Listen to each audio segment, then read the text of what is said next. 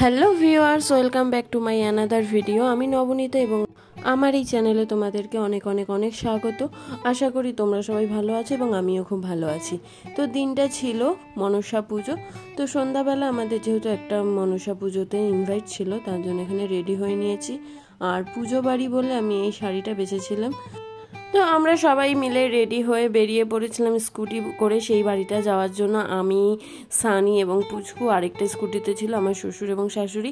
পুজো বাড়িটা আমাদের বাড়ি থেকে প্রায় 6-7 মিনিটেরই মতো দূরত্ব ছিল, মানে স্কুটি করে। তো এখানে দেখতেই পাচ্ছ গেটগুলো কি সুন্দর করে সাজিয়েছে, আর ভেতরেও বেশ সুন্দর করেই দেখছি সাজানো ছিল।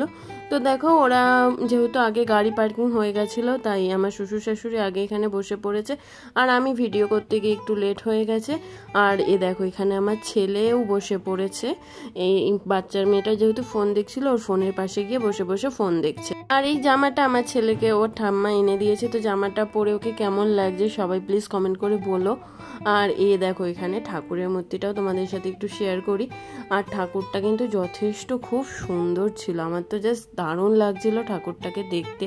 আর এই ঠাকুরের মূর্তিটা সম্পূর্ণ শ্বেত পাথরের মূর্তি, মানে যে দাদাটাদের বাড়িতে পুজো ছিল সেই দাদাটাই বলছিল যে তাদের এই ঠাকুরটা আরো আগের বছরই প্রতিষ্ঠা করেছে। আর ঠাকুরটা সম্পূর্ণ শ্বেত পাথরের। তো ঠাকুর দেখে এসে ওদের সাথে একটু গল্প টল্প করে কিছুক্ষণ বসে টসে ওদের ঘরের ভেতরে গেলাম। এবং প্রথমবারের জন্য যেহেতু ওদের বাড়িতে এসেছিলাম, তার জন্য ওদের বাড়ির ভেতরটাও একটু সবাই মিলে ঘুরে দেখছিলাম। তো সেখানে হঠাৎ করে আবার চোখে পড়লো ঠাকুরটা দেখতে দেখতে যে এই ঠাকুরের সিংহাসনে কিন্তু একটা ছোট রাধাকৃষ্ণও রয়েছে, যেটা আমি প্রথমবার খেয়াল করিনি। তা পরের বার এসে সেটা দেখলাম এবং ঘর ঘুরতে গিয়ে এই জিনিসটা আমার খুব পছন্দ হয়েছিল। আর আয়না দেখে নিজেকে কন্ট্রোল করতে না পেরে নিজেও একটা আয়নার সামনে দাঁড়িয়ে ভিডিও তুলে নিলাম। এবং তারপরে দেখলাম ওদের বাড়িতে একটা সুন্দর ডগি রয়েছে, আর ডগিটা কিন্তু খুব মিষ্টি ছিল। মানে ওকে আমি অনেকক্ষণ আদর করেছি, তাও কিন্তু কিছু করেনি। আর এত লোক দেখেও একটু ভয় পাচ্ছিল না। আমরা যেহেতু একটু রাত করেই গেছিলাম, তো তখনই দেখেছো ঢোকার সময় যে অনেকেরই তখন বেশ খাওয়া হয়ে গেছে।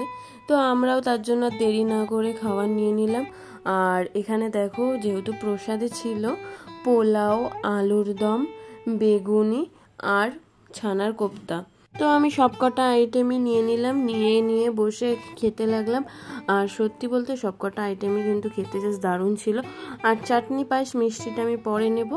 তো এখানে দেখো আমার আইটেমগুলো খাওয়া হয়ে গেছে। এবার আমি চাটনি পায়েস মিষ্টি নিয়ে নিয়েছি। খাওয়া দাওয়া কমপ্লিট করে সবার সাথে একটু কথা বলে কিছুক্ষণ বসে আমরা চলে যাব এবার বাড়ির দিকে। তার জন্য আমার ছেলে ওর ঠাম্মার কোলে করে যাচ্ছে এবং বাবা আর সানি গেছে স্কুটি আনতে, ওরা দুজন স্কুটি নিয়ে আসবে। আর আমরা বেরোতে বেরোতে দেখি এই বাচ্চা মেয়েটাও ওদের বাড়ি চলে যাচ্ছে, মানে এই সময় সবাই আর কি বাড়ি চলে যাচ্ছিল। তো ওর সাথে আবার কিছুক্ষণ টাটা টাটা দিয়ে নিল। তারপরে আমরাও স্কুটিতে উঠে পড়লাম এবং বাড়ির দিকে রওনা দিলাম। তো পণ্যশ্রীর কাছে এসে দেখি পণ্যশ্রী বাস স্ট্যান্ডের এখানে অনেকটাই ভিড়। আর এখানেও দেখলাম বেশ বড় করে পুজো হচ্ছে, মানে থানার সামনে যে মন্দিরটা রয়েছে ছোট, সেই মন্দিরটাতেও বেশ বড় করে পুজো হচ্ছে। আর ওইদিকে পণ্যশ্রী বাস স্ট্যান্ডের দিকে যেতে যে গলিটা রয়েছে সেখানে বেশ প্রসাদ বিতরণ হচ্ছে। তো এই ছিল আমার আজকের ভিডিও। তোমাদের ভিডিওটা কেমন লাগলো সবাই অবশ্যই কমেন্ট করে বলো। আর যদি ভালো লেগে থাকে তাহলে অবশ্যই লাইক, কমেন্ট, শেয়ার করে দিও। আর যারা এখন অবধি আমার চ্যানেলটাকে সাবস্ক্রাইব করোনি তারা প্লিজ আমার চ্যানেলটাকে সাবস্ক্রাইব করে দিও। আমি চলে আসবো আবারও নতুন একটা ভিডিও নিয়ে। ততক্ষণের জন্য টাটা।